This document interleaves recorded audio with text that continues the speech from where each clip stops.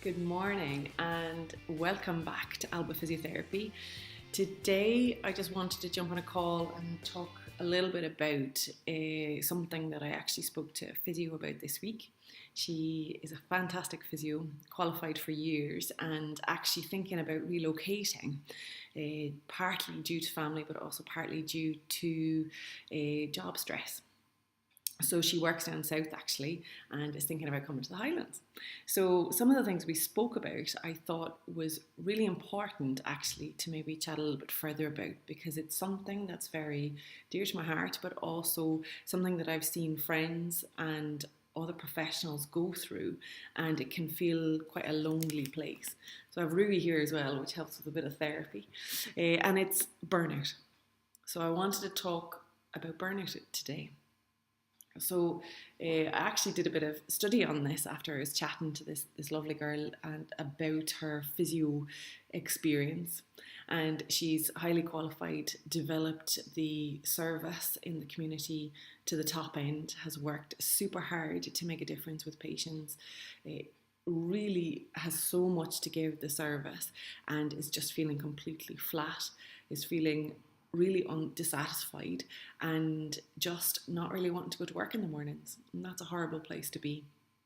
So burnout often happens with excessive workloads, and workloads can be anything from the demands essentially of our job not meeting the reality. So the expectations, not versus reality, expectations of what we're meant to do, expectations of what we're meant to achieve, and then the reality of what we physically can achieve in that time. And I think it's really hard in one way as physios, because we're usually really high achievers. We're really particular, we're detail orientated, we want to achieve quite a bit with whatever job we're doing.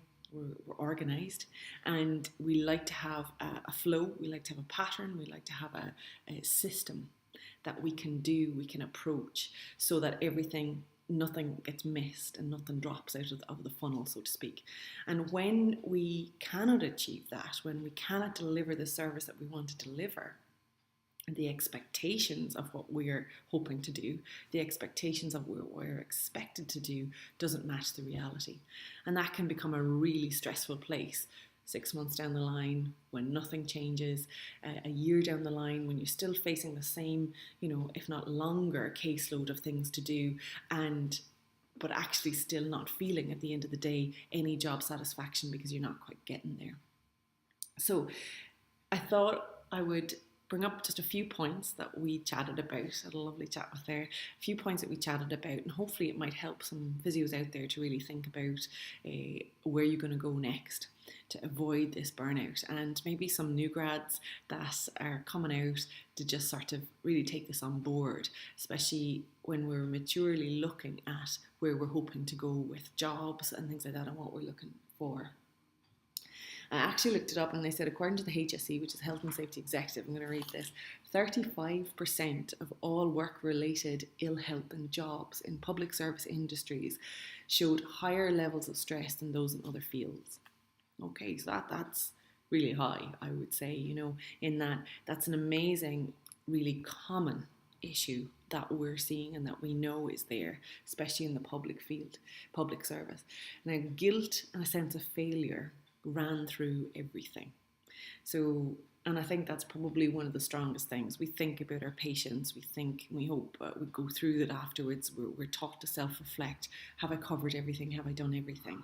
And if we're bombarded with lots of paperwork and lots of things, which nowadays is one of these things that we have to do and we need to do, and it's great to do, if it becomes too focused on that with not enough time, again, the expectations don't match the reality.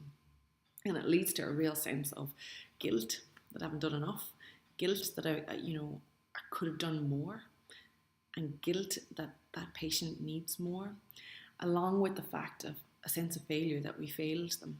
And that, on a day-to-day basis, building up over time, becomes really difficult then to process. And it can wear us down quite a bit. And I think that's probably one of the biggest things I've heard from. I get a couple of calls a week, if not a month, really, from folk that are extremely qualified clinicians, and they're just caught in this cycle of feeling terrible about what they've done and not getting done because they can't quite get much more done. Going home at night and hoping you didn't miss anything is a big one as well, and not having enough time to process, because I think having time to think is vital, especially as a physio. Some of our best work is done just having time to sit and process and just letting the brain do its job and think about the case, and more ideas come to mind, more ways to develop the service comes to mind, more ways to think about how we can solve that patient's problem come to mind. But if we're constantly onto the next thing, onto the next thing, onto the next thing, not having time to process is a really top problem when it comes to stress building and that sense of feeling like you're just never achieving anything. Interesting enough, I did find with the HSE in a recent report as well, where they said that organisational change and the way it's managed and communicated has a big impact on things. Change is tough at the best of times, but necessary in a lot of cases and a lot of times. But the way it's managed and the way it's communicated has a direct impact onto how it'll roll out and the effect it has on the team.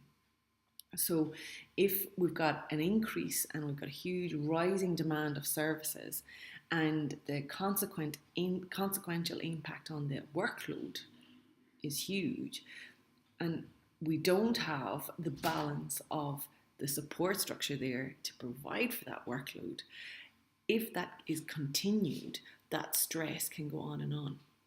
She's had enough. That stress can go on, and it's a significant cause of problems. The body, as we know, as physios, that's under chronic stress, has not only physiological and sort of impact, it also has mental impact as well. And all we need then is sometimes having a personal thing going on in the background, or having to deal with an extra thing, or having a member of staff off sick, or whatever it is. It all adds into it.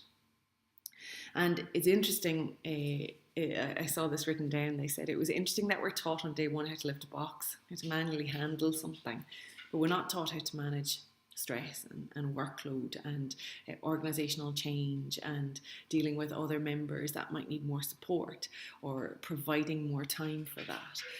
We're not taught about those kind of things. So I think that's definitely something that we really need to think about as physios when we're working in scenarios, is how we're going to deal with that, and whether that's looking like it's ever going to change.